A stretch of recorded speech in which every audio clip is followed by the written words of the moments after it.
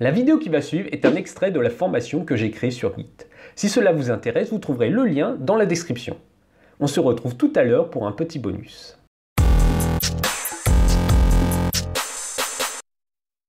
À présent, nous allons voir comment réaliser un commit. Rappelez-vous notre petit schéma. Donc, nos modifications sont bien dans la zone d'index et nous allons maintenant les enregistrer dans le dépôt local via une action que l'on nomme un commit. Donc le commit, pour rappel, ça prend absolument toutes les modifs qui sont dans la zone d'index et ça les enregistre sous forme d'un commit dans le dépôt local. Nous verrons plus tard exactement ce que contient un commit, mais entre autres, il contient tout simplement les modifications que vous avez faites. Pour enregistrer les modifications dans le dépôt, il faut utiliser la commande git commit.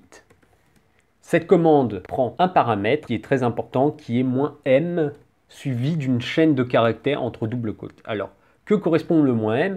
Le -m, c'est tout simplement pour attacher un message à votre commit. Ça va vous permettre d'indiquer ce que va apporter votre commit à votre projet. Nous avons par exemple ici simplement ajouté 2 fichiers qui sont nos fichiers de base pour réaliser notre projet de site web.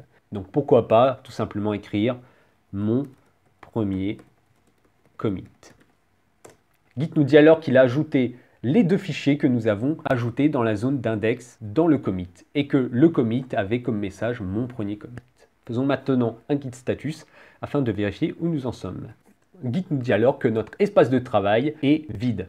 Nous avons donc vu le workflow basique d'enregistrement de modifications dans un dépôt local. Donc cet enregistrement se fait en 3 étapes.